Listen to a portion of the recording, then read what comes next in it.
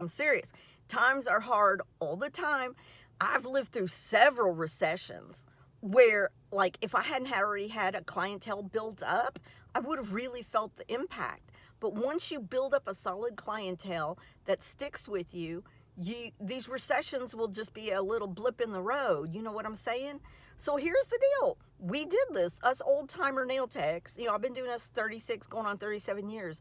We did this before the internet was invented, before the cell phone was invented. How do you think we did it? How do you think we built up our clientele to make a really good living?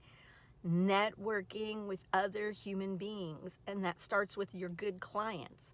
Pick the ones that you like, the ones that are on time, don't sweat you about your prices, always happy to see everything. Like, those are the good clients. Pick those people and ask them to refer you any friends and family.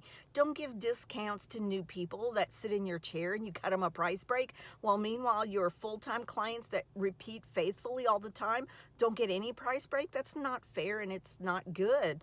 You're giving somebody a price break who's never even shown you any loyalty, and they could bounce and most likely do the very next time, because there are bargain hunters. They will always be looking for bargain prices, which brings me to the walk-in salons. Now, us old timers built up a clientele when there's a walk-in salon on every corner and one in the middle of the block. How do you think we did it? If we can do it, you can do it. We're not any more special than you. You don't have any more hard times than us. You've got everything now. You've got the entire world at your fingertips with this cell phone.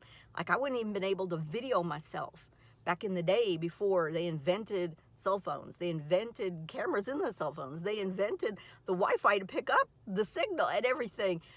See what I'm saying? If we could do it, you can do it. And the way you do it is stop complaining. If you see somebody with your same age bracket, skin tone, weight, gender, you name it, if somebody else like that looks like you has made it, you can make it too.